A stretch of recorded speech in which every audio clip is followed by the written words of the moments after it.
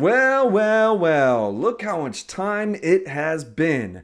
Welcome to the 100th episode of the Hidden Potential Podcast.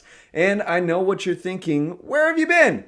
The truth is, it has been a very busy season for my life. And as many of you know, my wife has also been really busy. And I put aside some of my tasks and regular things that I do in order to help support the different projects she had. And now that it's done, like the women's conference that was super successful that she just hosted and releasing her first book, I'm trying to kind of start to get back in the feel of my own rhythm. But with all of the anticipation and the waiting, I have plenty of content for us to be able to unpack. And so we're going to go right into the first episode of this little time away. And this episode is going to be about handling criticism without losing yourself. And I think that criticism is something that every person faces, but especially every leader faces. And not many leaders necessarily enjoy criticism. Whether you're leading a team, running a business, creating content, or even just trying to grow in your own personal life, criticism is going to come. And how you handle it internally and externally can either launch you forward into new growth or trap you into these cycles of self-doubt and imposter syndrome. And let me be the first one to say that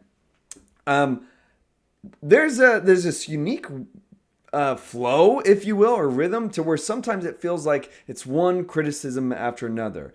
And I think that sometimes, especially when we're just trying to make it, a lot of times in leadership or in our lives, our aspirations, like we're often feel like we're just getting by, like we're just really doing our best. And so when you feel like you receive criticism in those moments, it feels like a gut punch, like you're already trying your best, and to feel like this attitude or idea that people somehow have a problem with you as you are already feel like you're kind of maxing out. It really can feel discouraging. So let's first talk about why criticism feels so hard. And the reality is that no one necessarily initially likes to be criticized. Even the people who say, I love your feedback, it's usually a polite way of really meaning like you're affirming their feedback, like you're acknowledging that they're trying to give feedback. It feels good when people tell you you're doing a great job, but when someone questions your decision, your idea, or your execution, it stings a little bit.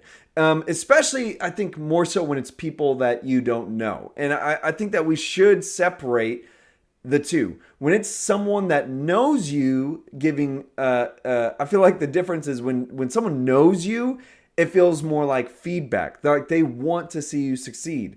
But when it's someone that doesn't really know you, and maybe they only had this first impression and they give criticism, I think that's where it feels confusing, because it's kind of like you just got here.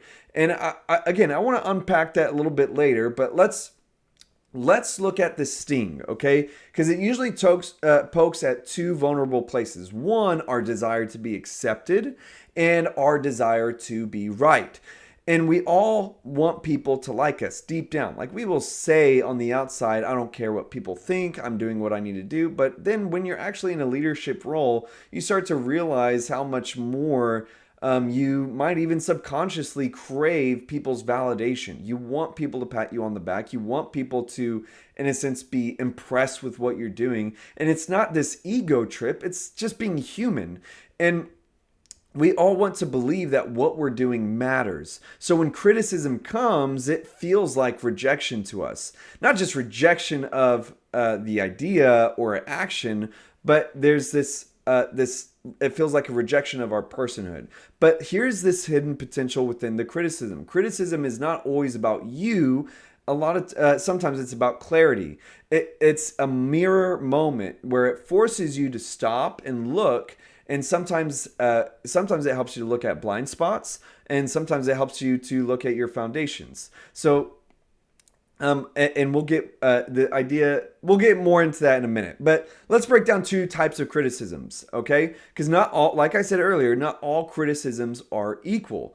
And there's constructive criticism, the kind that points out areas to grow, adjust, improve, Typically people that know you or believe in what you're doing. And then there's the I guess we could call it the convicting criticism.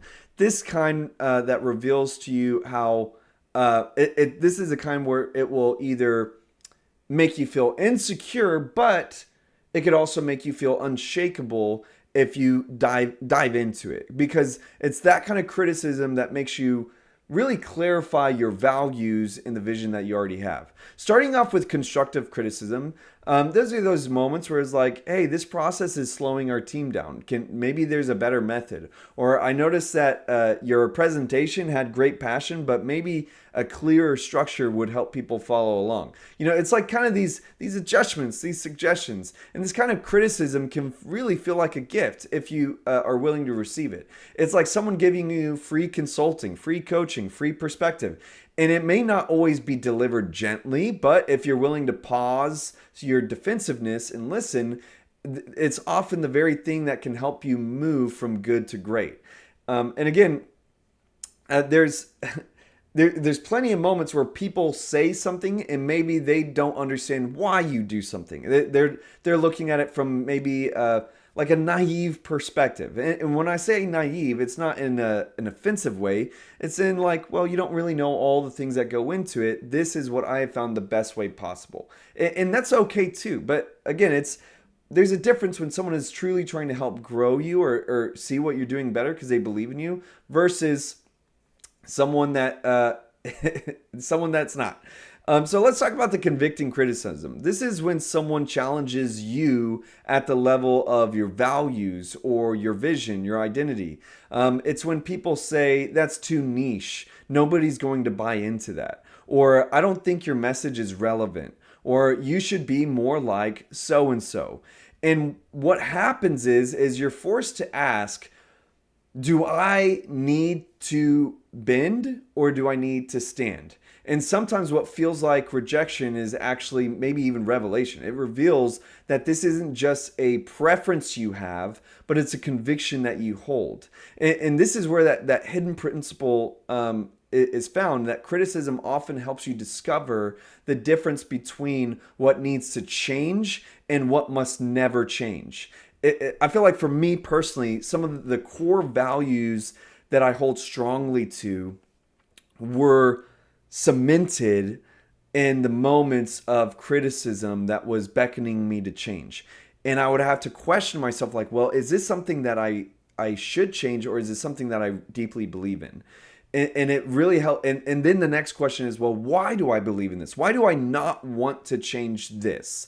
And it really helped me find more clarity to where I was like, wow, I didn't even realize that this is like a cornerstone to some of my ideology.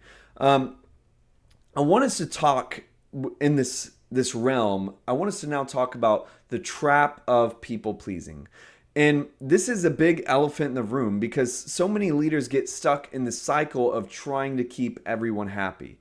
And in the last point, like I said, it's like the idea of like, well, I'm going to be this, and someone say, that's too niche. Not everybody is going to like that. This is where you start thinking like, oh, so do I need to please everybody? Should this be more inclusive? And we're terrified of disappointing someone or losing someone's approval or of missing out on opportunities. And the result is that the result could be that we water down our vision or blur the message or compromise our standards. And the problem is that in trying to please everyone, you end up pleasing no one. You're just another generic option in the sea of voices. But when you get clear, when you kind of get like bold in declaring that this is who I am, this is what I offer, this is what I stand for, you give people something solid to either say yes to or no to. And the reality check is that you're not called to serve everybody. You're called to serve your people. You actually grow your audience by clarifying who it is that you're fitting the need of. And at first it might feel scary because yes, it means that some people won't resonate. Yeah, but it also means that you'll be it also means that you'll resonate with the right people. Sure, there's some people that might misunderstand your vision or even dislike it. That's okay. The ones you're actually meant to impact will see you more clearly than ever. And the fear comes like, well, I don't want to alienate people, and I've heard this over and over, like, but if I make myself too specific, won't I alienate potential customers or people or audience members? And again, the reality is you don't alienate people by being clear. You clarify who you are best suited for. You're clarifying who you're clarifying who you're best suited for, and it makes it easier of a choice for people rather than being those people that wouldn't go to you in this clarifying way. It's better for them to know not to even like go in the first place because of this clarity, rather than attempting to go, not liking it, giving you a criticism that you're doing it all wrong, and then leaving regardless. You're almost like saving a step by making it clear at the beginning. And think about it like restaurants. If you're craving sushi, you don't go to a generic diner that serves a little bit of everything. You're going to go to a sushi restaurant. You go where it's clear. The same is true for leadership, your business, your vision. When you define who you are and what you're about, you will lose some people, but you'll also lock in the people who are searching for you all along. Y'all feel what I'm saying? And so some practical tools for handling the criticism is one, pause before reacting. Your response will usually come from emotion, defensiveness, frustration, or even shame. But if you can pause and breathe and let those words settle, you'll respond from a place of wisdom instead of reaction. Number two is ask, what is true here? Even harsh criticism can have a kernel of truth. And so ask yourself, what can I actually learn or improve from this? Maybe it's like I said earlier, maybe it's not as much as that I need to change something. Maybe it's clarifying why I'm doing what I'm doing. Number three, ask what's foundational here. Sometimes criticism exposes not a flaw, but that conviction that we talked about. Ask, is this pointing me back to something I actually shouldn't change? Number four, separate tone from truth. Some people don't know how to maybe regulate their feedback. They don't know how to share it kindly. Don't let that delivery blind you to the value of their words. And number five, release the need to convince. Not everyone will get you. Not everyone will like your style. That's okay. Your job is not to argue people into agreement. Your job is to live out your mission with clarity and consistency. So, as a big takeaway to all this, remember, criticism doesn't have to be your enemy. It doesn't have to be this thing that you're intimidated by. It doesn't have to make you feel constantly ugly. It can be your greatest teacher. It can either sharpen your skills or strengthen your convictions. It can show you where to adjust or remind you why you must never compromise. So don't let the fear of losing people paralyze you. You're not for everyone, and that's a good thing. The clearer you become, the more powerful your impact will be on the people who are truly yours to lead, to serve, and to influence. So next time that criticism comes, and it will, don't shrink back, lean in, and ask the right questions, and let it be the tool that shapes that hidden potential into visible impact. And as a final closing thought, I just want to be transparent with you. I feel like, ironically, recently there's a couple weeks where I had like a series of criticisms to where I was not feeling overwhelmed, but I was starting to feel bogged down by it. And I want you to know that if you're going through like what feels like that, to where you're getting bogged down to where it's making it, like in the past, like years ago, when that would happen, I would feel so discouraged from the criticism that was like over and over and over, that it would make me question my purpose. Like maybe I should just stop. Like I'm obviously not good. Keep in mind a couple things, that for one voice of criticism, there's probably 10 people that would love to encourage you. And again, these are rough ratios, but like don't let that one voice of criticism drown out all the people who love what you're doing, who would celebrate exactly how you're doing. And as a personal reflection, there's been numerous times where, say, like I delivered a message on a Sunday for our church, and directly after, someone may say, I didn't like that message at all. There's times where even as far as someone send me a message later saying they're leaving our church because of something I said in the message, to where I'm like, oh my gosh, I'm terrible. I made someone leave our church because of something I said. And that same day, getting a text from someone else saying, this message changed my life. I feel so encouraged. Like my faith has grown so much from this message. And so one, it feels like it's tearing me down, while the other one is throwing flowers at me and building me up. And so really recognizing that you do not have to emotionally bow down to every criticism, and weigh out like the level in which people are looking into what you're doing. Are they really like actually know what you're doing, or are they taking a sidestep criticism to where they don't even know the depths of what you do, and they're making an irrational accusation or an oversimplification of something that's complicated? Like really like break down, like, is this a rational criticism, or is this just somebody that is trying to feel more intelligent on their own, and I'm just like an easy target for them right now? Because that's all real. That's all legitimate. And so you don't have to bow down to every little thing that someone says. And sometimes some criticisms can be kind of exposed just through common sense. Just recognizing like, well, this is what I do. And there's a time where I was accused of being like in pretty terms, of being slimy for promoting my book. And it's like every business in the world promotes their own materials. Why would I not be allowed to promote my own, something I wrote, something that I created? And it's this like it was a double standard used to try to exempt me from being able to do something because of their own ideologies. But at the end of the day, like, I was able to just use common sense. Like, that's a ridiculous accusation. It's a ridiculous claim.